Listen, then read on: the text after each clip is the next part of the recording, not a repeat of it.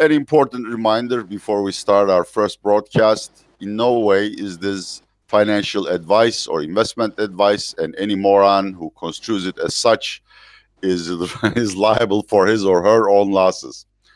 Okay, having gotten the formalities out of the way, your host is Atilla Yesilada, a 30-year veteran of economic research and financial commentary in Turkish markets. You can Google me up, Atilla Yesilada.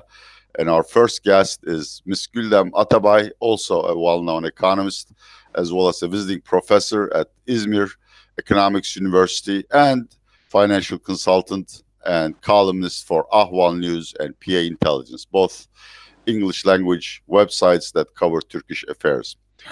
Our first section is devoted to Turkish politics. Guldem, of course, we start with Istanbul elections, promoted as the event of the 21st century in the sense that this is the first significant defeat that AKP and Mr. Erdogan have suffered. Is it a one-time event? Can we generalize from Mr. Ekrem İmamoğlu's victory to the national level? Is it the end of the game for Mr. Erdogan, or is this just one of those things that happened once in a millennium and never repeated again? Thank you, Attila, for inviting me. Well, I think that's a turning point for the AKP and our president, Mr. Erdogan. I don't think it's a one-time event in the political arena of this country.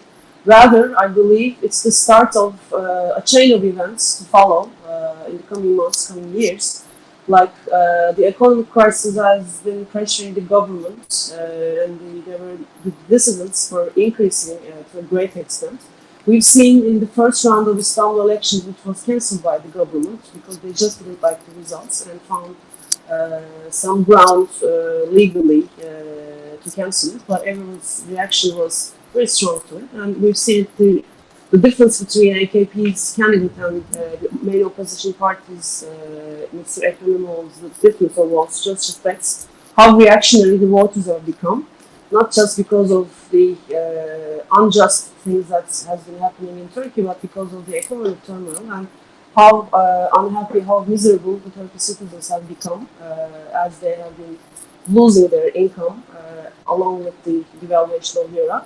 So I think as some angry people also exist within the AKP, there are some movements, there are some actions that we are reading in the press every day that our former President Abdullah Gül and our former economy minister, who's very well known, Mr. Ali Babacan, have joined forces to form a party and attract new deputies within the ranks of the AKP from the parliament. I don't think that's. I think that shows that this is not a one-time event. And when we're looking at the post-election polls, what we're seeing is that Ekrem İmamoğlu's votes or support has been increasing to 60% across Anatolia of Turkey, across the country. Okay. Now, so it will continue, I think. Sure. Well, I mean, what's the next step? Are we going to have early elections, or is Mr. Erdogan co-opt Davutoglu and Babacan, or is he going to stick to the same policy path? There are rumors or accusations that his game plan involves obstructing both Ankara Mayor Mansur Yavaş and Istanbul Mayor Ekrem İmamoğlu by the assembly and by legislative decrees to make them look bad in the eyes of the public. What do you think about any of these accusations? I think they will turn out to be true because our president is not a man who will just sit back and accept the results. We've seen him that he didn't accept the first election result where he was defeated, and now he's beating greatly in the second one. So I think he will be trying to make their lives miserable, these two mayorships, the Ankara and Istanbul opposition members.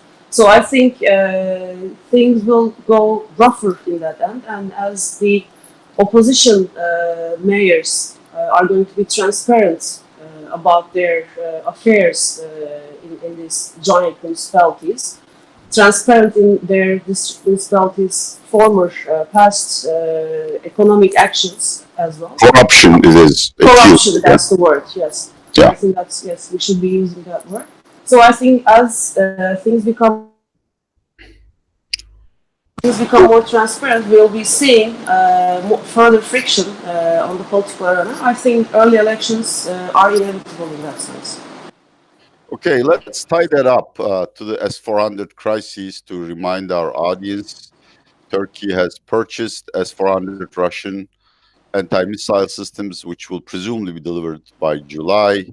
American Congress has threatened Turkey with CAATSA, Enemies of America Act, I believe, sanctions. But Mr. Erdogan, on his way to Osaka this morning, we are in Thursday, Turkish Thursday, by the way, dear audience, commented that he doesn't expect Trump to allow these sanctions, and he insists that he will have the S-400s brought to Turkey.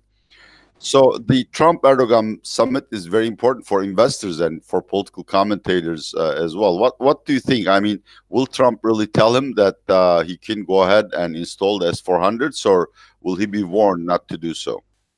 Well, I think that Trump accepting Turkey to go ahead with this S-400 purchases would be Erdogan's dream come true, but I don't think it will happen because the messages are very clear from various threats, from including Pentagon and from multiple members within the U.S. Congress.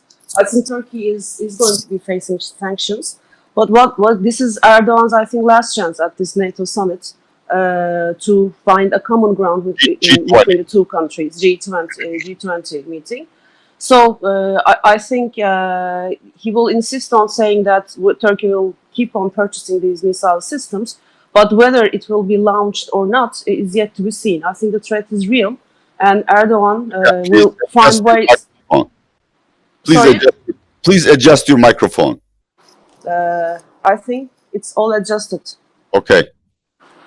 So I think Erdogan will try to mend his Trump's opinion, but there is no way around to break these or get over these sanction threats. And if Turkey proceeds with the purchase and the launching of these missile systems, there will be serious consequences for the Turkish economy and Turkish politics as well.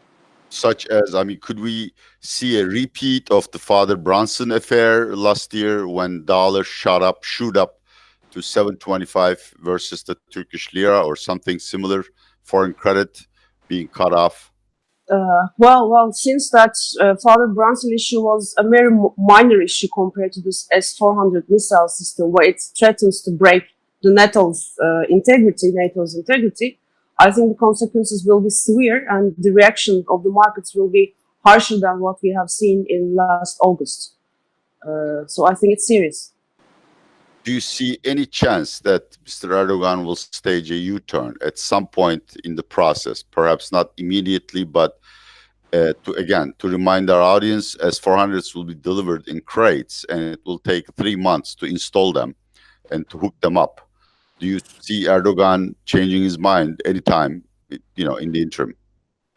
Well, he should be, because I mean we are knowing him as a very pragmatic person that who can make swift decisions, like the release of Father Brunson last year. Okay, that was not directly said by him, but he urged the courts to release him. So a similar U-turn, I think, could well as be expected. Well, let's move on to our last topic. There's such a rumor mill in Turkey, and that's the beauty of the country. A journalist will never run out of things to cover.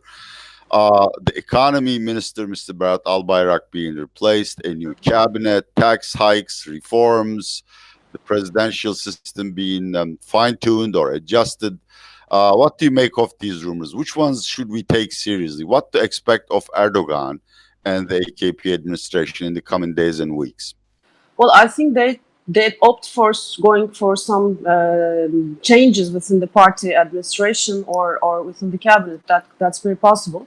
And when we read through the press that is close to the AKP government, everyone was pointing at Mr. Albayrak's unsuccessful management on the economy front, and he was accused of insisting on this repeat of the Istanbul election. So I think somebody will be paying the price, and given the reactions within the AKP ranks, there needs to be some changes to keep them intact. So within the emergence of this Abdullah Gül Ali Babacan new political party from AKP, and with all these deputies in anger of losing such a big city like Istanbul, they need to act and make some changes to cool these people down. I think that's very probable. But when you ask, or as you ask, whether the reforms will be carried out or whether it will have a very a period of like 4.5 years of no election period where the government will be focused on the economy. I think that's not very possible since by the hours where Istanbul election result was released, everyone was talking about early elections in Turkey. So when you talk about elections, hard steps, rough measures are out of possibility. So yes, cabinet shift is possible, but focusing back on the economy, really focusing on the economy, I don't think it's in the cards anymore. Thank you very much, Guldem Atabay. This Thank you, Attila. is our first broadcast of Real Turkey, a weekly or occasional YouTube broadcast covering Turkish political, economic, and financial affairs. Hope to see you soon, and bye bye. Bye bye.